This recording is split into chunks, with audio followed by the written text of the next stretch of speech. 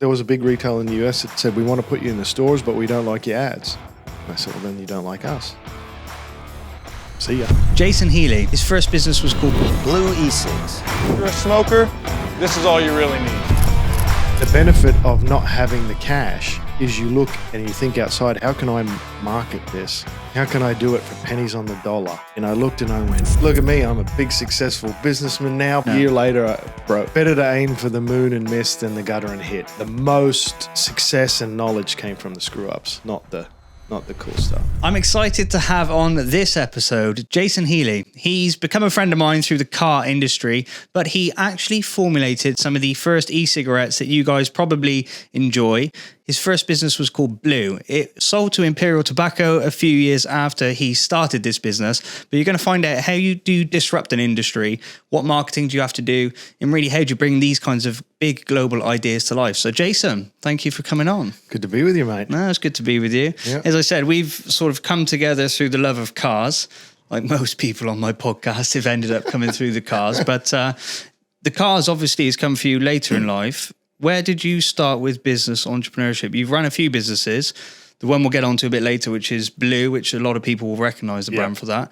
But why business? Why not a 9 to 5? Well, I think it was my dad's fault in a good way. You know, he was as a kid, we would sit and watch TV commercials and he'd say, well, how would you market that business? Well, what and we'd talk about it for hours.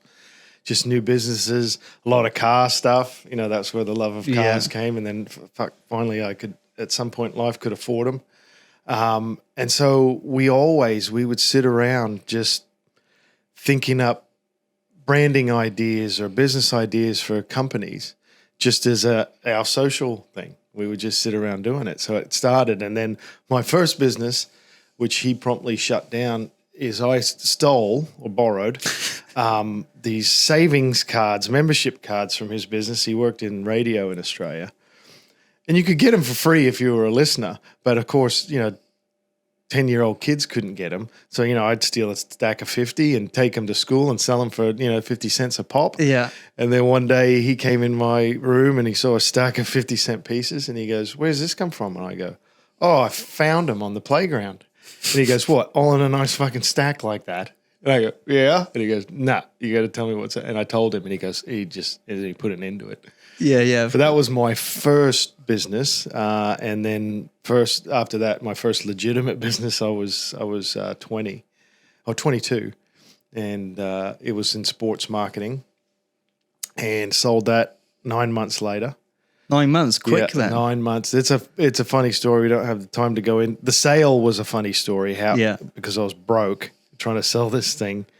I don't know how much time but it's a funny story. So come on, give us a story. Let's go for a story. I'll crack my X-Site ready. Yeah, same. I'll crack one open for you. So I start this sports marketing company. I'm 22. And it's going well, but I've got a guy in the business who's an ex-rugby league star, big star. So all the money and it's a help to have that person involved, but all the money is going to him. So I'm living on nothing. He's got a great wage and everything. Upside. So we have some big breakthroughs, and finally this big sports marketing company in Australia comes to me, and we knew the guy reasonably well.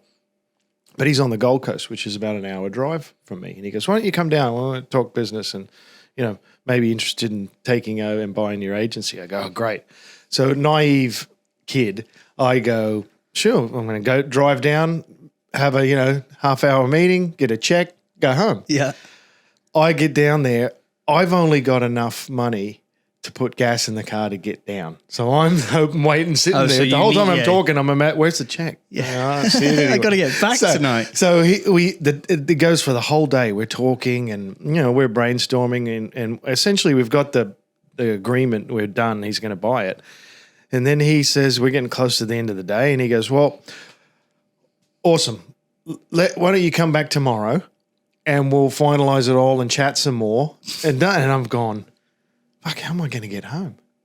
So I was sitting there thinking, and he goes, okay, and it's 5 o'clock. So I get in my car, which is, it doesn't have much gas in it.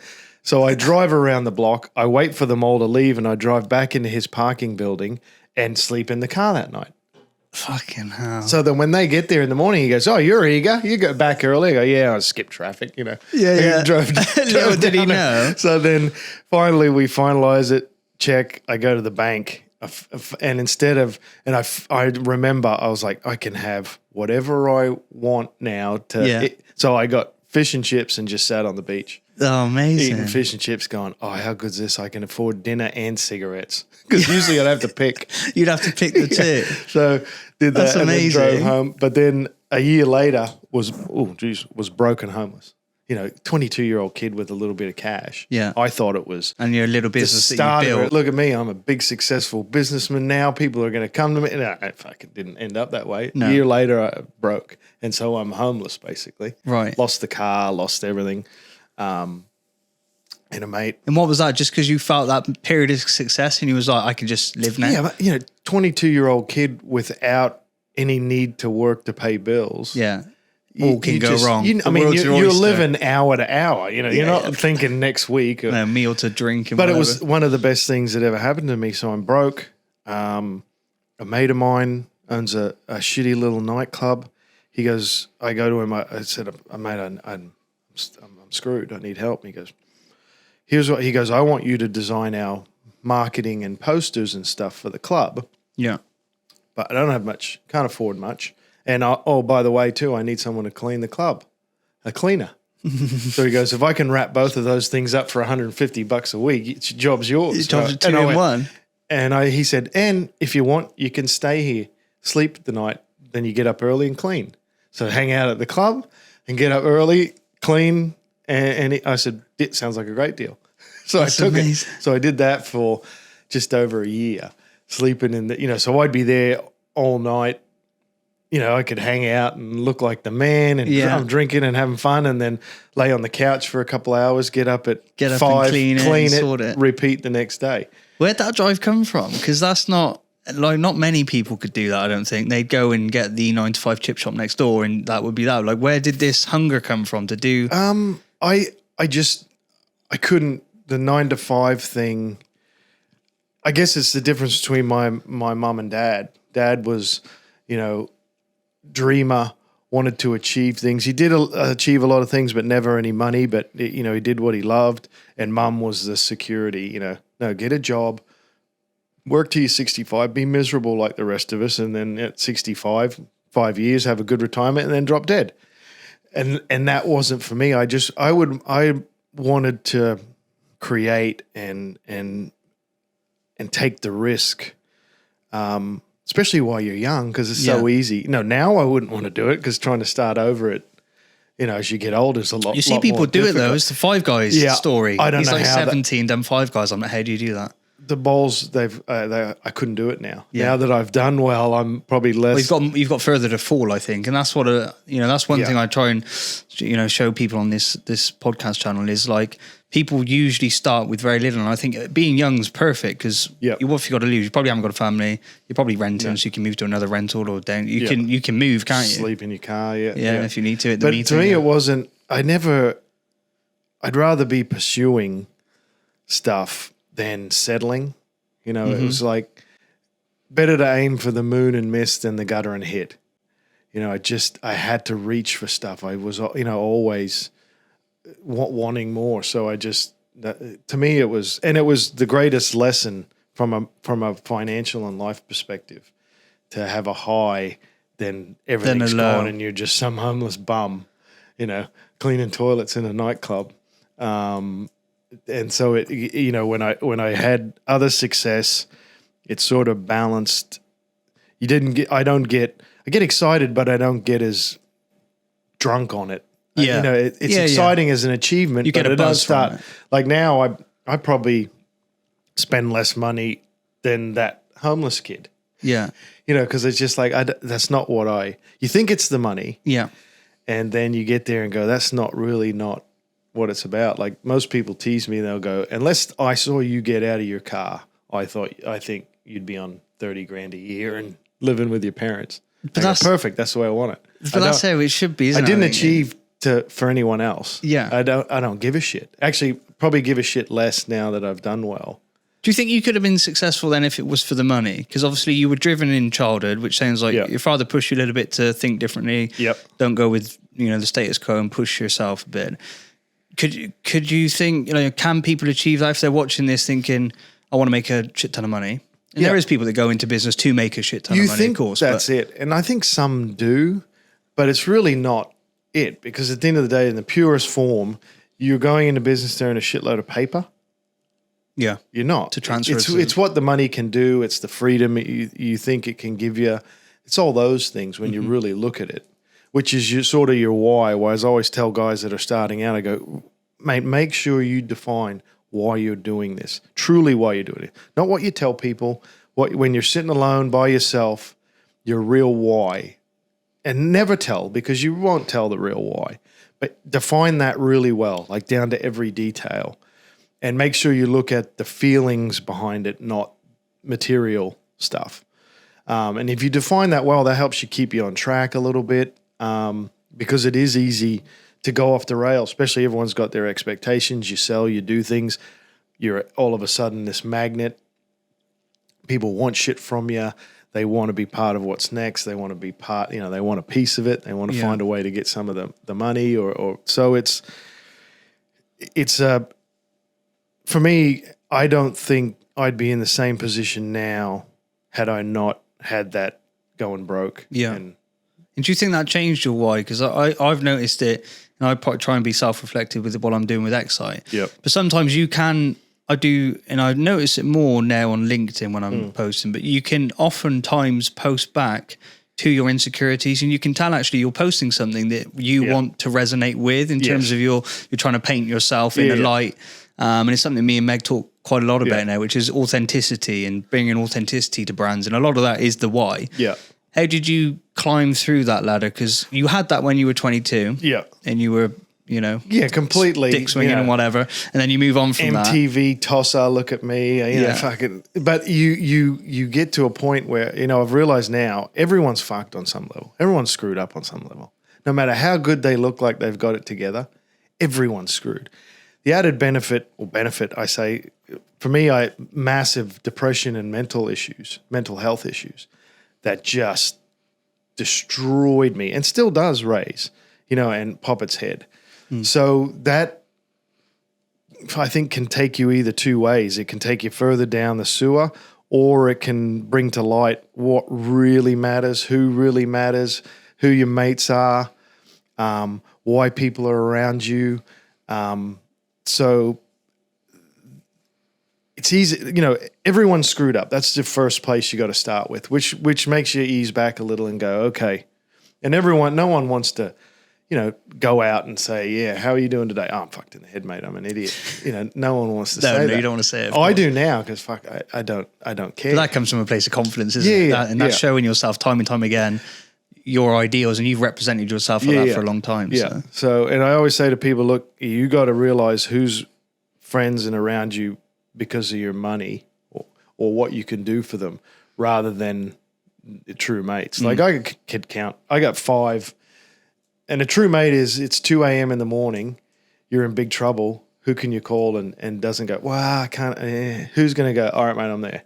Yeah. That's the mates. Yeah. And that gets smaller over time anyway, doesn't it? Yeah. But that's not a bad thing. No. Because it makes you realize, you don't need more. You don't need, Facebook's killed all that shit. I got 3,000 friends. No, you don't, mate. No. Yeah. But I think that put yourself in a shithole prison in Brazil and call those 3,000 mates, see how many come.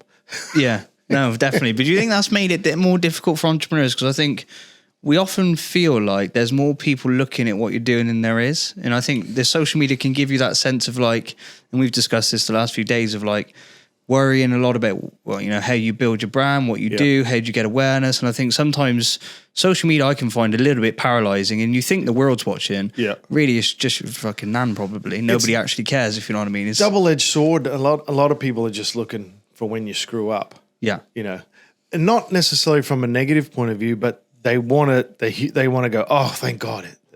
Just like me, I have issues. So I think subconsciously social media has led a lot of people to act superficial, but I think subconsciously people are, attracted to it because they're just looking for the crack. They want to see the real. I think deep down people want to see the genuineness or the vulnerability. And do you think that does that play into brands? Well, think of all the greatest brands ever. Yeah. They haven't been polished and perfect. I always say to people, when you're starting your brand, a lot of nowadays, especially because of social media polarizing and it's trendy and it's cool, it's like dropping your kid off at the bus stop at 6 and going, hey, all right, you're going to school, college, this is your favorite color, this is what you like, this is who you are, this is your personality, I'll see you in 20 years. People are doing that with their brands, and it's not that way. No. You got to let them screw up. It's like a kid. You got to let them try stuff. It's the wrong path, but you know what? The learning's better than me just telling them it's the wrong path. Sometimes you got to touch the stove. You can be told it's hot all the time, but we all did it. Went, is it? I don't think Mum knows what the hell she's doing. I get it. It's hot. So building a brand, I think for me, when I look back at the brands I've built, the most fun came in the exploring and trying. Yeah. And the most success and knowledge came from the screw ups, not the cool stuff. Not the cool stuff. So you've took us. You sold a business. You was on rock bottom. You had some, like everyone, some times that are hard, and you pull yourself through that, and you're moving forward in your entrepreneurial journey. The biggest success that then you've been known for, but like many people, they always look like overnight successes, but it took that 20 years of fuck ups to get there and messing around for it to even happen. But, we'll bring it forward more to that present story. How Blue? Yep. It's 3 letters, BLU, cool brand name. You come across, the more I've spent time with you, is a marketer, a guerrilla marketer who can build brands. But you're a smoker. Yep. Well, vapor now. Vapor now, but smoker then. Where does Blue come from in the world? So for me, it was I had just got out of a mobile phone media business that a mate I knew had started, and I'd come on board and got some ownership. So I got out of that, and I was looking for my next thing. Sort of, I say looking, but a lot of times I just sit and instead of trying to force it, it'll come. So I'm sitting in Charlotte, North Carolina, and the manager of this bar I was at, he said, hey, there's these guys over there want to talk to you. They got this startup. And I was telling them what you do with the phone stuff. And I went, oh, okay. And I started talking to them. They're just these young guys. And they had this device, the early device. This is 2007, maybe early 8, when they were nowhere. It might have been a $5 million market or something at that point. There's probably 10 of them, customers in America. It was so tiny. So they brought it over, and I was a smoker, and I loved it. And I started talking to them. My original idea was to take and go back to Australia and do it there. And then they were talking at me about it, but they weren't listening. I go, guys, I think some changes need to be made here, in the marketing and how it looks, how it works. I think it needs improvement. And they were very just blasé. No, just going to sell it. And none of them were smokers, so they didn't get it. Yeah. So I went home that night and went, screw this. I'm going to, did the research and found out they didn't invent it. It's a Chinese guy that invented it. It's essentially open source-ish back then. The technology of it, yeah. So I went, you know what, I'm going to do this. So I started tinkering around and minor stuff on the electronics and trying to convert what I wanted as a smoker into reality. What were these early devices? They're just very simple. There's a battery, a heating element, and a liquid. Yeah. And the liquid hits a heating element, vaporizes, you inhale it, off you go out. Yeah. But would it look like a vape? They all looked like cigarettes then. They looked like cigarettes. Yeah. And even they were painted white and had the filter looked like a filter, cigarette filter. It was emulating a cigarette. It was like a trick fag, sort of. And all of the people doing it weren't smokers. So they were going that angle. Almost like a joke fag type And I was like, the potential to save lives and be real and get people off cigarettes, I'm going to go that angle. And so I started tinkering around and reached out to some factories in China and made some prototypes and was getting there. And then I was at another bar catching up with a mate, American guy, and I was using this prototype and he's sitting there going, what the hell is that? And I told him, and he goes, "What are you doing with that? That's incredible." I go, "I'm going to start this, go back home, start this business." He goes, "Why don't you do it here?" And I said, well, "I really want to go home." And he goes, "What are you thinking?" And I hadn't done any financial work at that point. I was thinking purely, my head was marketing and branding and that sort of stuff. I said, "I reckon 50 grand and I'll do it." And he goes, "What if I get the 50 grand and you just do it here?" And he goes, "We all put in, got these mates, we put in with businesses, you put in, we put in." I said, "Yeah, sounds like a deal." So signed it, did it there, shook hands, and I went off. And, a couple of weeks later, I said, "Okay, guys, everyone, let's put our money in. I'll go do it." And they had other businesses, so they could plug in legal and if I needed it every now and then. Yeah, because I guess there was no regulatory industry. It was me in a room almost half this size. Yeah. With 50 grand worth of stock, a computer, a label printer. So that's what you done. You just bought 50 grand of stock with the money. Yeah. And what was I bought 42 and I had 8 grand left to market.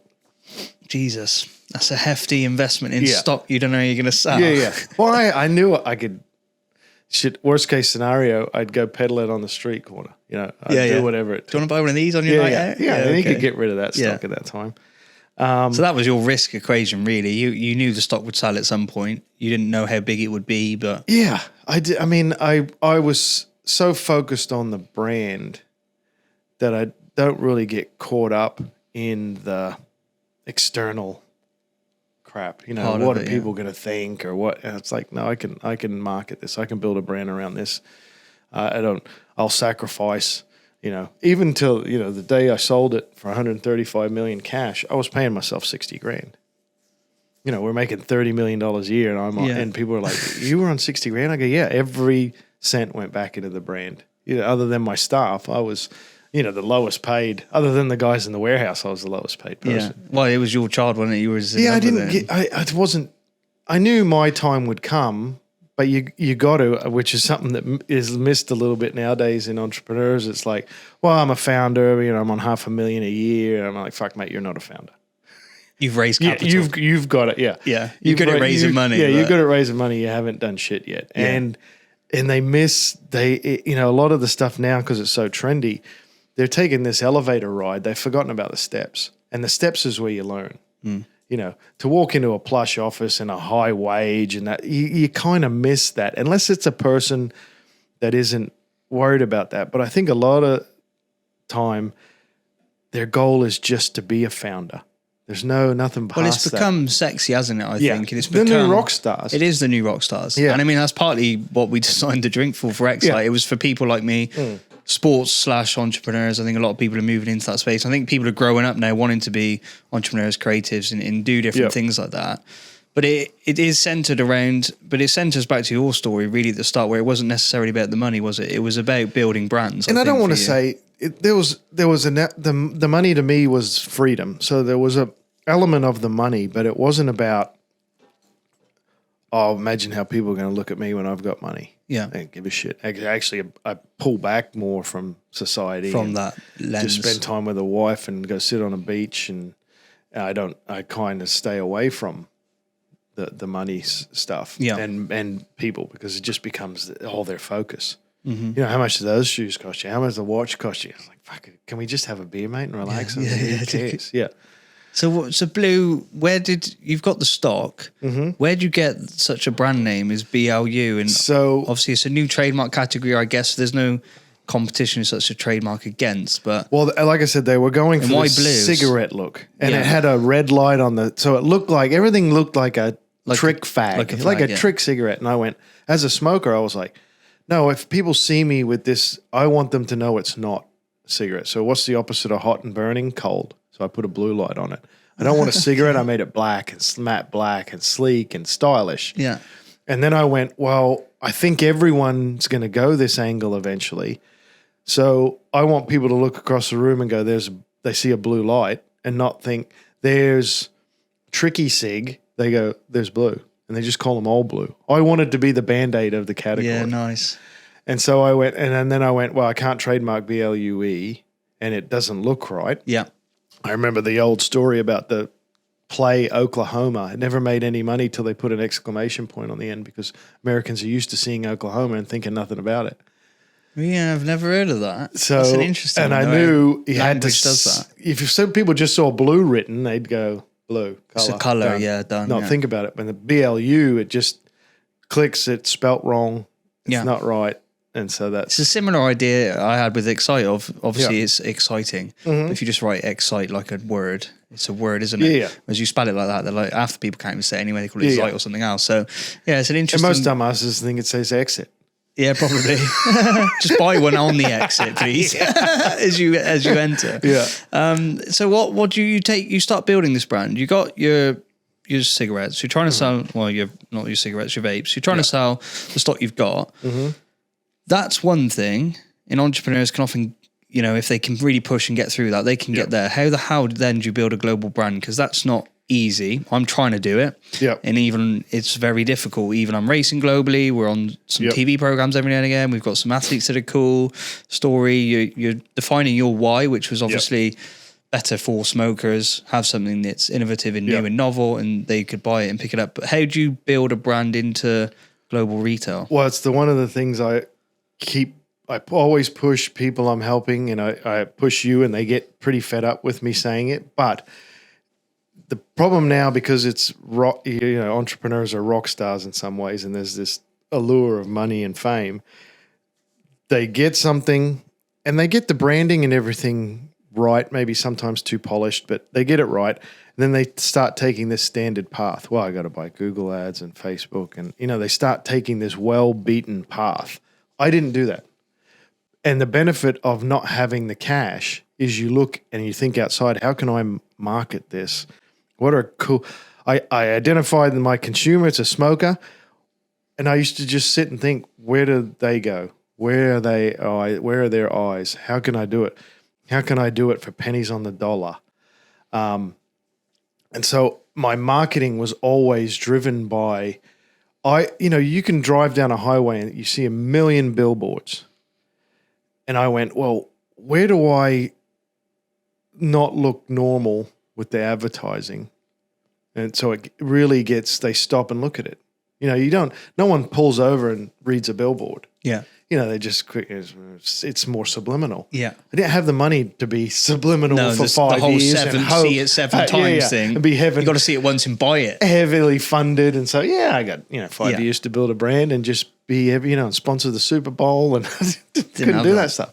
So I had to think, which I think is the downside to the funding nowadays is that they tend to do two things. They go down the normal path, and then they will hire siloed staff. And one of the great benefits of a startup is most people are involved in everything when you're a startup. You got 5-6 staff. Everyone's doing anything. You get well funded, all of a sudden there's one guy that grabs the coffee mug, the next guy puts the milk in, and so there's no interaction and no one has any ownership over the whole company because they're not working on everything. There's some things, technical stuff you need to, but I used to always include everyone and everything. Yeah. The guys in the warehouse were involved in the marketing on some level. And that's what, you've got a staff member that's doing A and you go, hey, tomorrow, can you do C and D, or help with this? And so everyone gets some ownership. And they feel like there's a piece of their DNA. Builds in the company. culture then, doesn't it? Whereas if you're heavily funded, you end up going and getting, I need a marketing guy who's got a history of doing the normal shit at the normal pace. And so he comes in and gets his old run sheet out and playbook and does what he did at the other companies. Yeah. I couldn't afford those people. So I just got passionate people and people that would bite off more than they could chew and chew like fucking hell. Yeah, to beat the competition, you'd have to do that, wouldn't you? Especially in your industry. I was up against growing. Some of the founders of Twitter had financed a company. I think they put in like 50 million, and in the end had ended up putting about 100 million. So I got my 50 grand. They've got millions. Yeah, what you did. So I had to do different stuff, and I had to. My great benefit was I was a smoker, and I fell in love with the consumer because I was one. None of these guys, even to this day, the Juul guys don't smoke. They don't even use their product. Mm-hmm. Most of the staff don't use them. So to me, that was weird. Just showed me that's where you get into that problem of when people ask the question, what can I do to make money, instead of how can I make money out of what I love to do? And I think you see that. I see it in my industry. I've seen, heavyweights like Coca-Cola launch brands in energy. And a year later, they've done 30 million quid and they're like, that didn't work. Yeah. And it's because, like you said, there's no authenticity from a founder. There's no founder driving a business. No. And a lot of the time, it's made for the founder, isn't it? Like, I like this drink because I wanted it. You made that because you wanted that. Exactly. A lot of that passion pulls through. Yeah. But what's some of your early examples of, I call it guerrilla marketing. That's what we're taught in textbooks. Yeah. That's what you're doing. How do you guerrilla market The in E-Cigs? the big one that everyone, I used to not say because it felt ashamed a little. But you're out now, so go for it. Okay. So the place I went, so I sat back and went, where are people going? Where can I get eyeballs? Where can I get traffic? And I went, and I had friends in the industry, and I looked and I went, porn. It's 65% of internet traffic. The traffic is cheap because the volume's massive. No one's coming to them to sell to advertise normal products. Yeah. So for what I could in an hour I could get 5-6 million eyeballs for $100 maybe. So I went, I don't have the money. It's not like people come down from Mars at night, look at porn, jerk off, and then go back home. It's everyone you're talking to. It's the consumer. It's not, who gives a shit? And so I just took over porn sites for, I'm talking reskin their whole site. So risky as a new brand though, surely. Why? Who's going to say to you, hey, last night in a meeting, what CEO is going to come up to you of a big company and go, hey, last night when I was having a pull, I saw blue. No one. No one's going to say anything. So, where was the risk? And I would get calls from potential investors and stuff. I knew I was only on porn sites. They didn't. So they assumed I was everywhere on the net. Okay, so there's your caveat. Yeah. And who's going to say, no one's going to go. No one's going to come in. I saw you last night. Who goes into work and goes, hey, on a porn site last night, I saw this great product. Yeah. No one's going to say, they're going to go, on the net last night, I saw this thing called blue, and they'd share it. And talk. But you think that, again, it goes back to not being in the normal place and the normal path. When you're on a porn site, apparently I've heard, there's advertising for, sex toys and other porn sites and stuff. So everyone's sitting there that first night at home with their pants around their ankles, and all of a sudden, here's a normal product. And so it crashed my site. It was that much traffic. Really? Yeah. Jesus. So, and then we continued that. What'd your investors think? They was like, cool. Care. They just They wanted didn't their know. money back. Yeah. They was like, as long as people. Oh, they knew. Oh, they knew, yeah. Care. No. Most people don't privately, but publicly. Yeah, Oh, yeah. I think this is highly inappropriate. Yeah, of course. But then they go home at night, pants off, and Yeah. great to carrot. It's a fascinating way you've took that.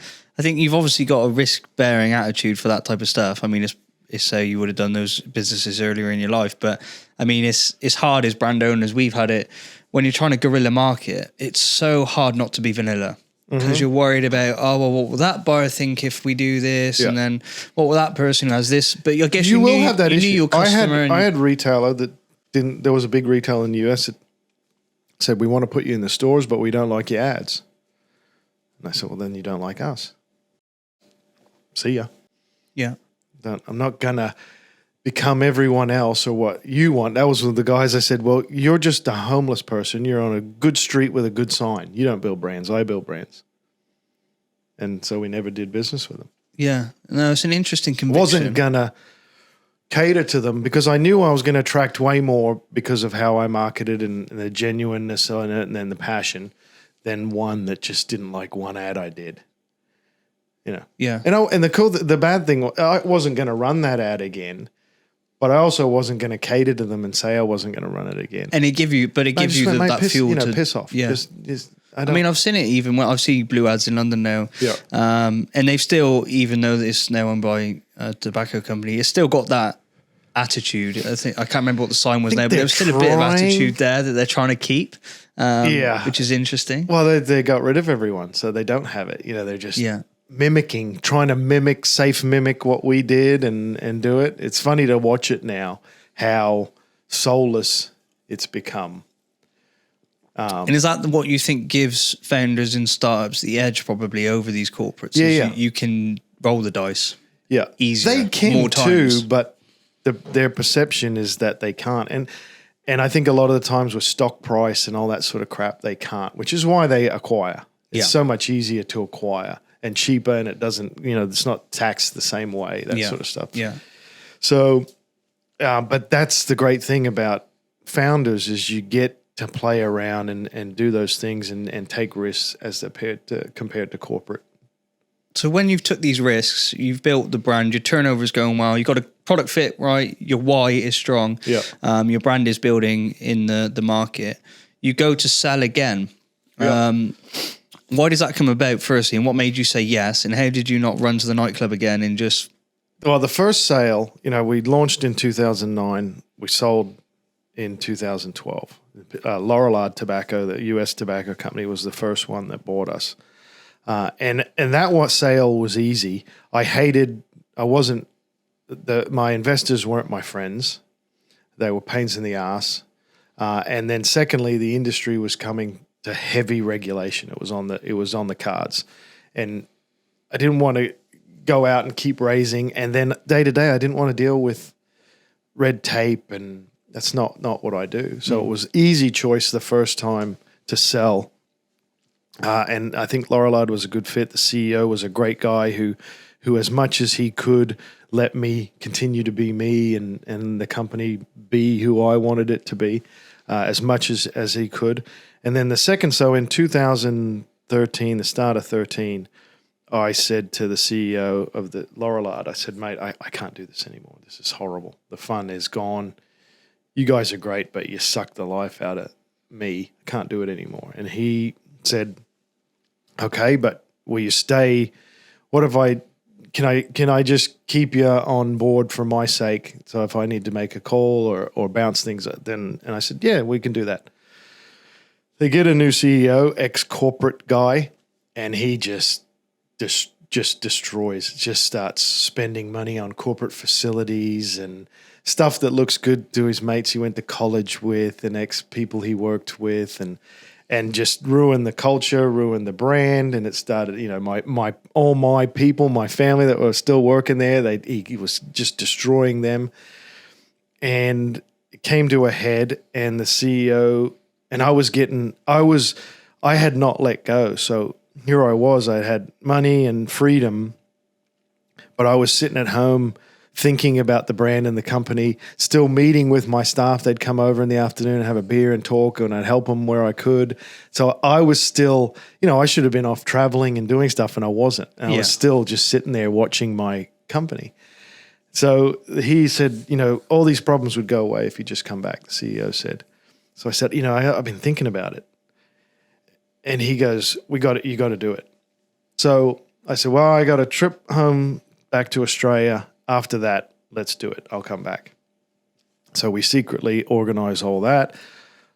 I go back to Australia. I come back. He fires the CEO, announces I'm coming back. It's great. Then about 6 months in, he calls me aside, the CEO, and he says, I got to bring you into the fold on something that's happening. It's incredibly confidential. We're in talks to merge with RJ Reynolds. It's a $28 billion merger. However, the FTC is requiring us to sell Blue off so that RJ Reynolds is not a monopoly in the E-Cig space. So it's like, okay. And I'd done the sales before, but in a corporate sale and $28 billion. Yeah, the paperwork must be... No, not the paperwork. The secrecy. It's all code names. I couldn't tell my staff. Project this and I project couldn't that. tell. And for some reason, they'd all pick Marvel and DC comic shit. Oh, okay.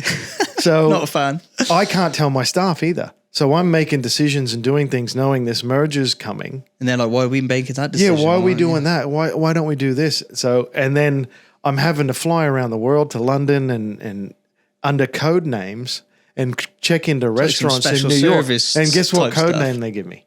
Tony Stark. So I'm having to go to Actually, restaurants. you showed me some images of your Iron Man suit. We can put on the screen now because he thinks he is Tony Stark.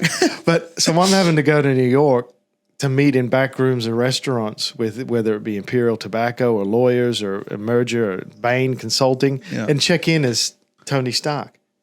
Oh, you had to go as the fake name? Because they don't want, if it gets out, stock, that guy was in that Wall hotel. Street stuff that happens. That's hilarious. And I go, really? So I would get there late, hoping they'd checked in first so I don't have to go up to the counter. Just take your room key. So I go up to the front desk and go, I got a dinner reservation? And they go, yeah, your name? And I go, Stark. And they go, oh, Tony Stark, we've been waiting for you. I'm like, oh, God, please just stop with this crap. But so it was 6 months of this secrecy and popping over to London to meet with Imperial, who were the ones that were going to buy Blue and take it away from Reynolds. And so the merger worked. Mm-hmm. And then finally could announce it, and then it happened in 2014. So it was another sale. So I had obviously been working when Blue was bought by Lorillard. You get stock, you get bonuses, you get all the stock stuff, and then all of a sudden you're selling again. So that stock gets sold, so you get another sale. Yeah. So that was so you go again. In 2014. So then they sell Imperial Tobacco. I really, really liked the management team there. So I told them during the talks. I said, look, I'm not supposed to tell you this, but I'm not staying on as CEO when this merger goes through. And Alison, it was awesome. CEO, she said, I appreciate you being honest with me, but will you stay around and stay involved if we need you? I said, done. Yeah. And so I hung around and worked on some projects and was sat on the board for a couple of years. And then I think in 2018, I completely got out totally.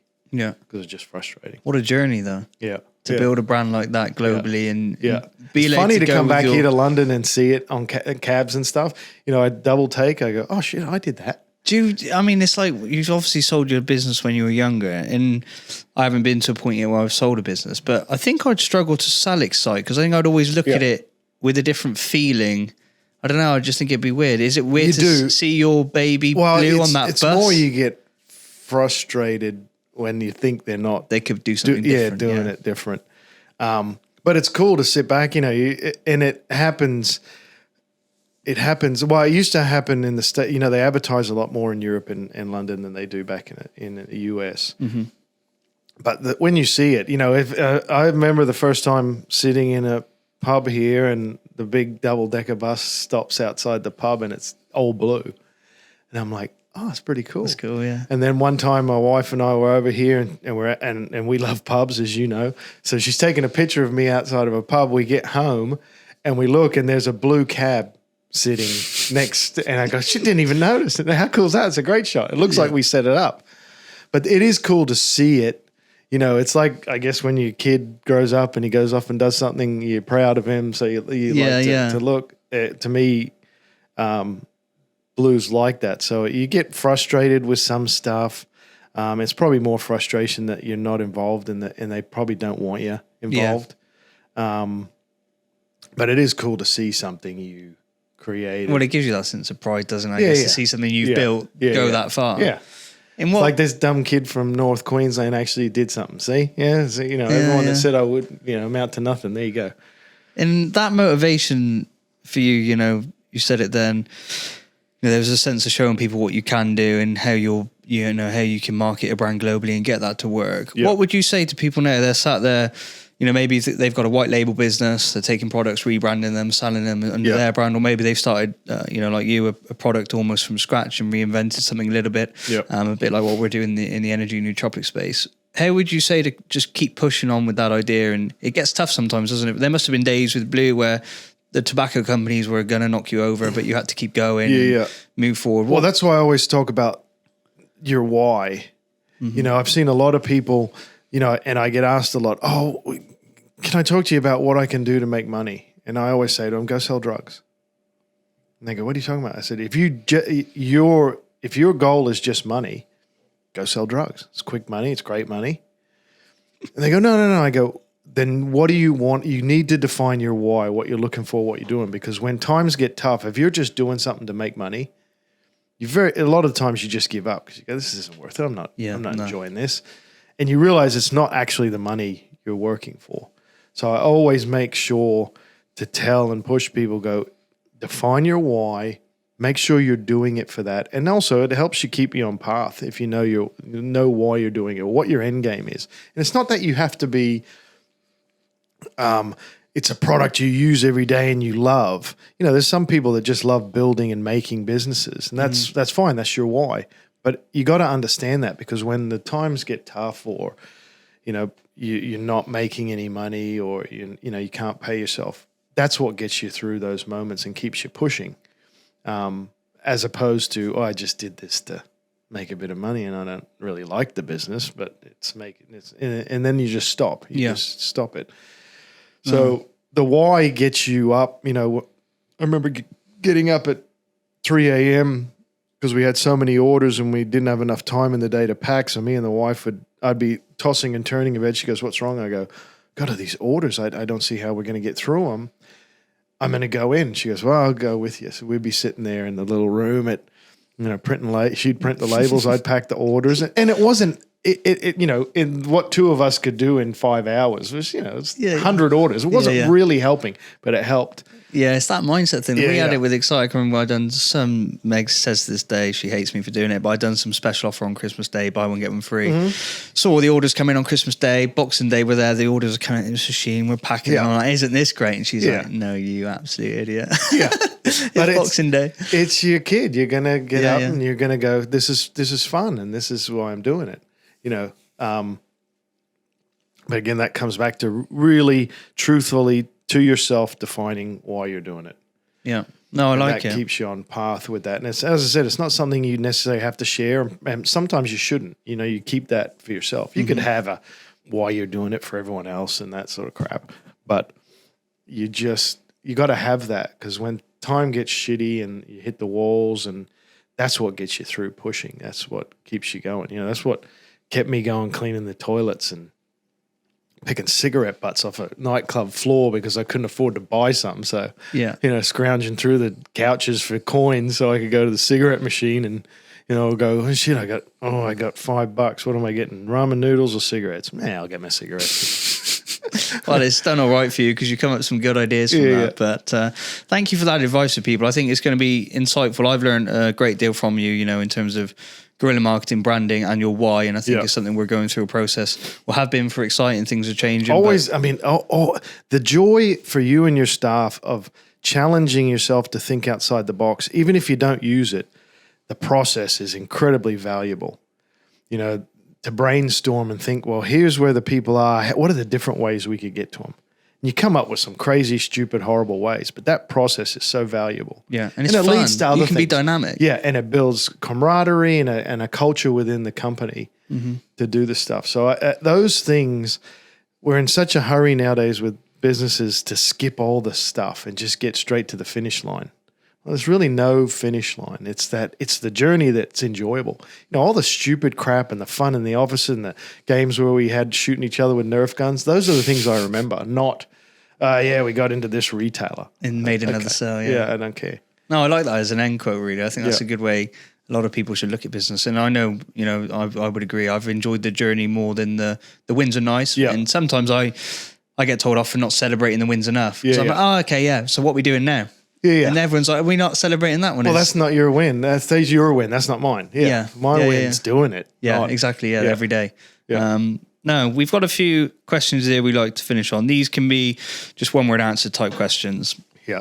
So, would you rather work on one big project or multiple small projects at the same time? Don't care. No? Well, it's hard because you're missing content. One great project or 10 little project. A great project. I mean, it just depends on what it is. Well, I guess you've done one great big one. Are you doing? Are you going to do another, or are you going to go? I just wait till it finds me. My passion will lead the way. When I try and force it and go, I got to be in a business, and it's horrible. Doesn't work. Yeah. No. Like spending that time yesterday with your dad and stuff. Yeah. And shit just comes from that. Yeah, ideas flow. I was buzzed all night about just those conversations. Yeah. Don't know where it's going to go. Maybe nothing will. But that is the buzz of business, though. Yeah, and entrepreneurship especially, that defines it, I think. Your dad is Willy Wonka. We got to get a camera there. Call him Willy Wonka. I need to do an episode with him, actually. Yeah, Can you imagine? Yeah. Oh, God, you do. It would be a funny episode. I'll do that. Would you rather have unlimited resources but limited time, or unlimited time but limited resources? Limited resources. Limited resources. Yeah. The gold's in the limit. The gold's in the losing, the struggling. The time. Not in the... Yeah. No, well, not in necessarily the time, but limited resources breeds creativity. That's what I mean. And then the time can outweigh that anyway. Yeah. Would you rather prioritize work-life balance or hustle and work hard all the time? And I think this is something, it's the last question, but it's something I think particularly in the entrepreneurial space, we got to be careful of, because there's a lot of 5 a.m. I hate that this term. Yeah. Work-life balance crap. It must be because I'm getting older, but I think that's the biggest wank I've ever heard in my life. Work-life balance is what employees have. Entrepreneurs don't have work-life balance. Well, they do, but there's no difference between work and life.